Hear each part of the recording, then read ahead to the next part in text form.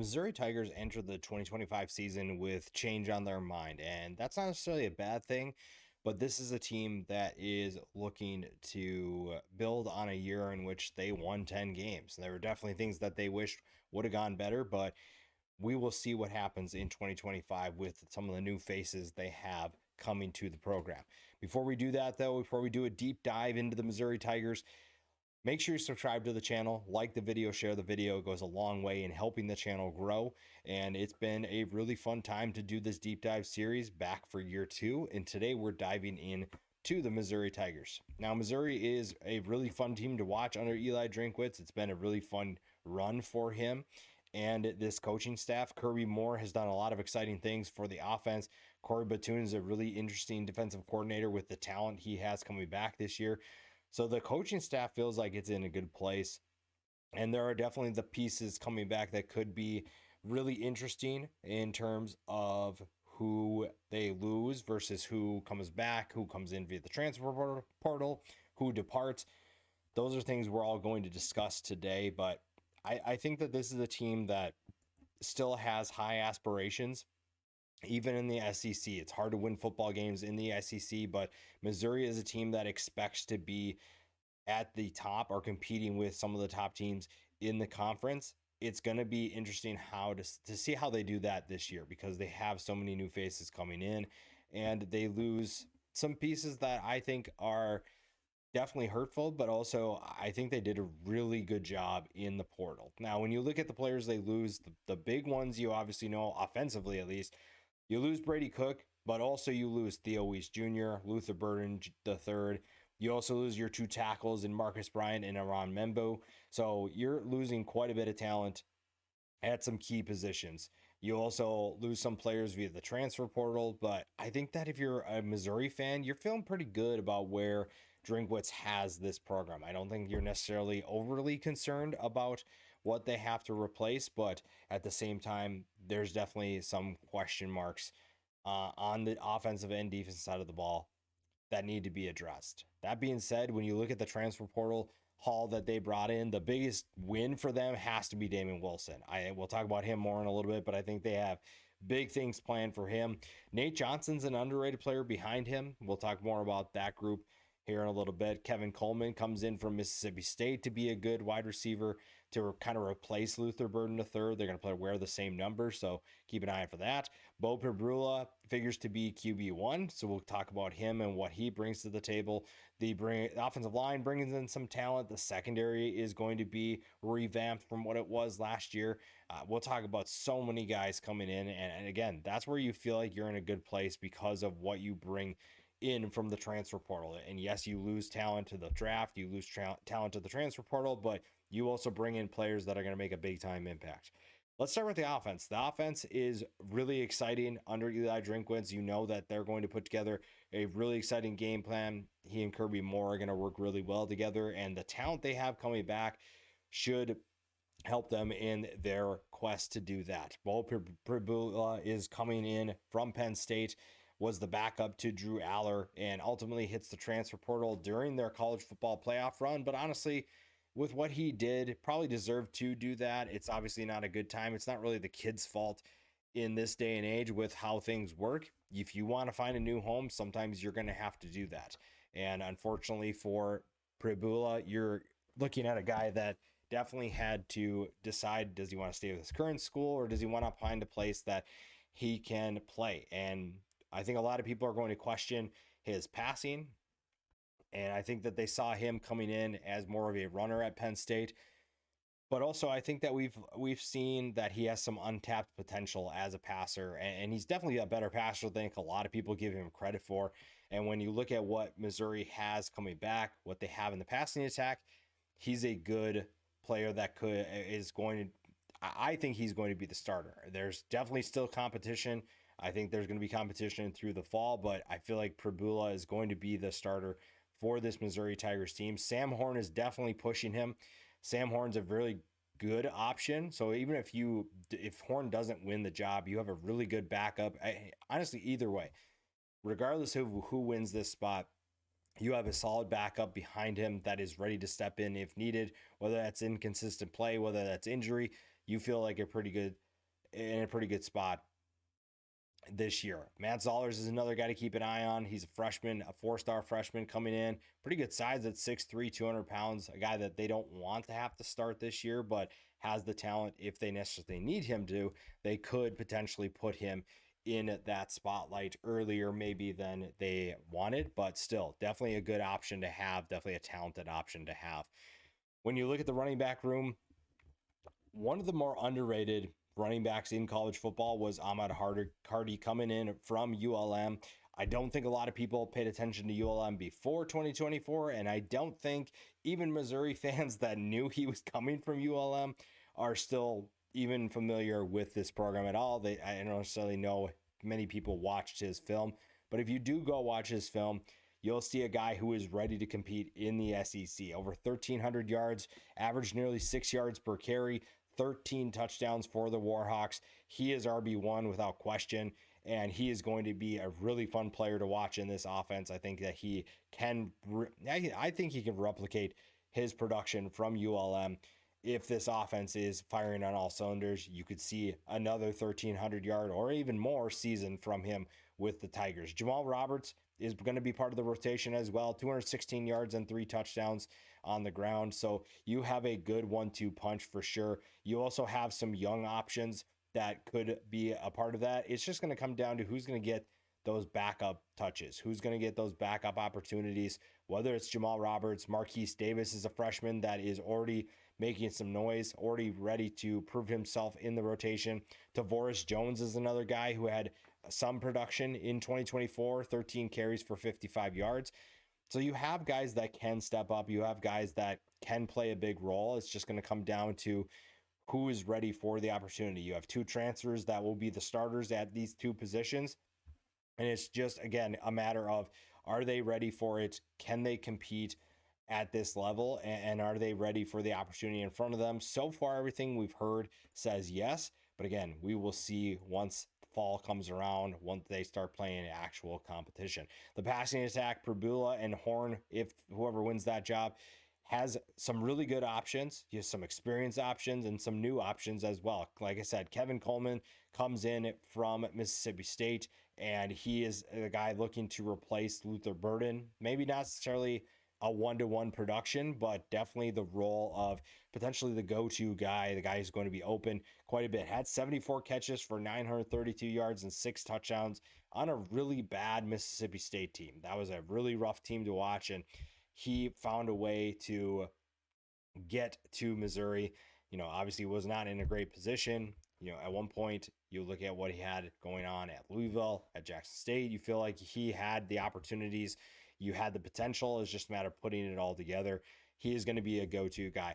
Joshua Manning and Marquise Johnson have had their moments, but we have not seen them consistently put it all together. They get big opportunities this year. When you lose Luther Burden and Theo Weiss, somebody has to step up. And these are guys who are experienced. They're familiar with the playbook. They understand what the culture is all about. So that is something that they bring to the table as well. So they could be 2 guys to keep an eye on. Behind them, Daniel Blood is a name to keep an eye on for sure. James Madison II, a freshman, 6'3", 205 pounds. They're really excited about what he brings to the table. And then Xavier Lloyd comes in from Illinois State. He's another guy that's going to be part of this rotation.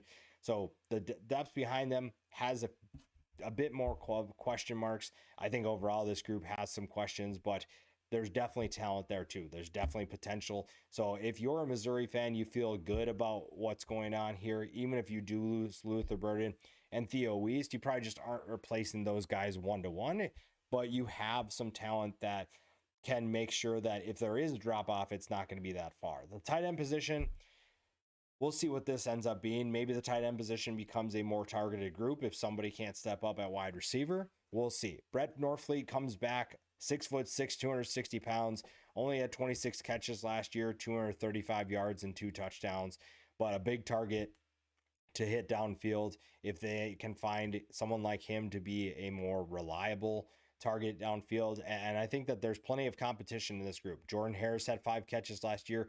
Gavin Hoffman comes in from Iowa. Vince Brown II comes in from Colorado State.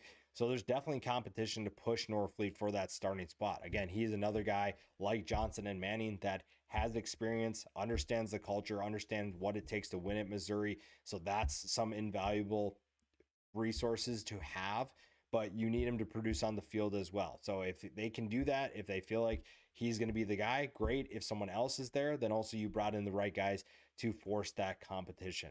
The other positions to keep an eye on offense is definitely the offensive line, specifically the tackle positions. But this staff feels like they did a really good job in the transfer portal. They feel like they nailed some of these offensive line additions, and the tackle positions are two guys that are going to have to replace the guys that they lost, and they come in with lots of potential. Johnny Williams, the fourth, comes in from West Virginia. Good experience last year, started 12 games for the Mountaineers. And then on the opposite side, Keegan Trost has solidified himself as the starter for the right tackle position and has 12 starting games of experience, but not any last year, played all 12 games for Wake Forest. But again, you have two guys who are new to the program, new to this offensive line. But this is an offensive line that if you're a Missouri fan, you should be really excited about. Caden Green is back. I think there were people who thought maybe he would go to the next level. Maybe there were probably some that thought he would transfer out, but he is staying put, and he is going to have a big year. And I think that there were some people also that thought you had the two tackle positions open, so you thought maybe Caden Green would slide to one of those, but he's sticking at guard. I think that that is a good fit. You were able to identify two guys in Williams and Trost that allow Caden Green to play at guard, and I think that that's a good fit for him. I think that's the better place for him, and he can absolutely maul people on the inside. Connor Tollison comes back, started 9 games before tearing his ACL last year. So this is a guy who has a ton of experience. We'll see if he's back to 100% by the time fall camp swings around. But this is an experienced player that's really good to have back. Having Green and Tollison back really made things a lot less stressful. Then you get a Michigan transfer in Dominic Giudice from the Wolverines. Like I said, 10 games played last year, 5 starts.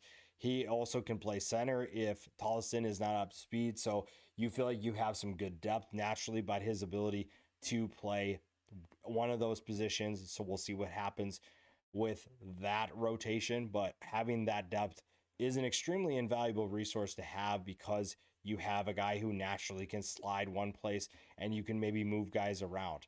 Now, the depth chart is where things will get interesting. We talked about the depth at center.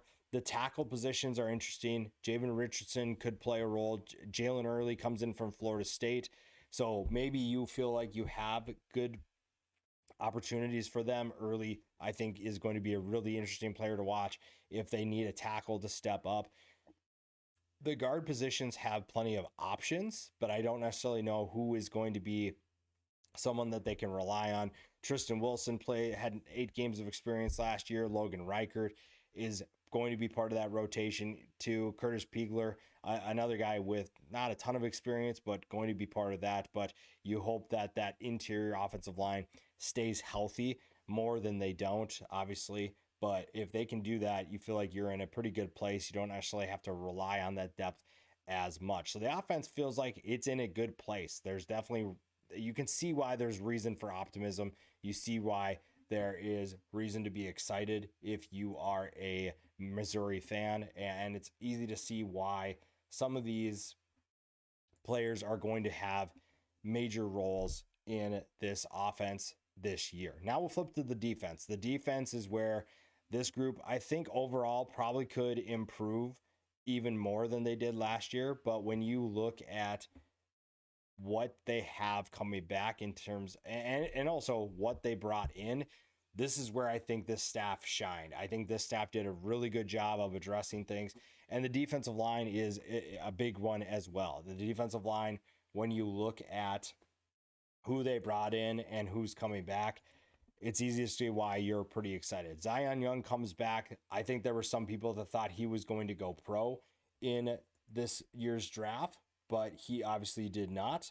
And they are better for it. They're excited because he has the ability to be an absolute unit on the edge. Now, on top of that, you also brought in Damon Wilson from Georgia. And whenever you feel like you bring in a player that was making contributions to a Georgia Bulldogs team, you feel like you kind of got to win there. And Brian Early has done tremendous work at every place he's been. Now he gets to work with two guys that could be first team All SEC type players. And that's what makes this group so scary. On the interior, probably not as well known necessarily as some of the other defensive tackles in the conference, but two guys in Sterling Webb and Chris McClellan that are good players for this team. McClellan, 39 tackles, 6 tackles for loss. Sterling Webb, only 18 tackles, 1 tackle for loss. But again, this is a position that's kind of a thankless position. So you're going to feel a different type of way when you just look at the stats. The defensive end, the edge production or a depth chart is really exciting as well. Darius Smith is a guy who didn't play in 2024 due to injury, but that was a guy who was having a really good offseason before he got hurt. They still expect big things from him. Nate Johnson was an absolute monster for App State, a very productive player. They feel like he is a really good depth piece to have. You also bring in Langdon Kitchen from Northwest Missouri State. So if he can handle the transition to the SEC, the fact that an SEC team is recruiting a guy like that speaks to his abilities. So he definitely has the potential to do that. So the depth at the defensive end, the edge positions is incredible for this team. So you feel like you're in a good place. And even though the production isn't there, I think that the defensive tackle position is going to have a lot of really good depth as well. When you look at Marquise Gracial, not a ton of production, but a good player to have back. You bring in Braylon Henderson from Ohio. So he's a productive player for this defensive group, this defensive line. So again, I think overall this defensive line is in a great place. They have plenty of depth. They have high-end talent at the defensive end positions. I think that the defensive tackle positions fly under the radar. So Missouri is in a really good place to make some serious noise defensively. And this is a group that was a good unit in 2024. So 2025 could be even better. The linebacker positions are really interesting as well. Because you bring in Josiah Trotter, you also return Tristan Newson. I think that was kind of a surprise to a lot of people. But this is a group that could be really fun. You have a defensive line, like we talked about, that's really disruptive, that's going to open things up for the linebackers. And you have good linebackers that know how to make plays. Josiah Trotter comes in from West Virginia, the brother of Jeremiah Trotter Jr. I think that he is set for a really big year, not just because of his talent, but again, because of the guys in front of him. He had 92 tackles for the Mountaineers last year, 4 tackles for loss. Newson comes back with 71 tackles and 7 tackles for loss last year as well. It's just going to come down to the depth. Jeremiah Beasley is an interesting player to keep an eye on, and Khalil Jacobs is also in that category as well. Nicholas Rodriguez is having a monster offseason from what I've read and what I've heard. They feel like he is set to be part of this rotation and have a major impact as well. And then Brian Huff. We heard a lot of good things about Brian Huff as a recruit. I think that there's still plenty of excitement for him, and it's going to be hard for him to get into this rotation, but he definitely has the talent to do it. I think the staff still really likes what he could do for this program. So there's definitely a lot for this linebacker group, though I think there's maybe some questions about the linebackers, but I think overall this is a group that is going to be a strength for sure. And part of that has to do with the guys in front of them, but this is a very talented group that I think upgraded by bringing Trotter in. So you feel like you're in good hands. And again, the staff loves what they have in terms of talent, but also some guys are taking it upon themselves to improve their game, to step up in a big way. And that's a really exciting thing for this Tigers defense. The secondary is super experienced. So again, this defense, while it felt like it was in a good place last year, they did not sit around and wait for things to just pass them by. They were aggressive with who they brought in. They made sure they brought in the right fit, and they make sure that they brought in players that made a major impact at their previous school. They also return quite a few guys that are going to be familiar faces. Tariana Pride Jr. is in a position battle, according to some, but I think that he is set to have a really big year.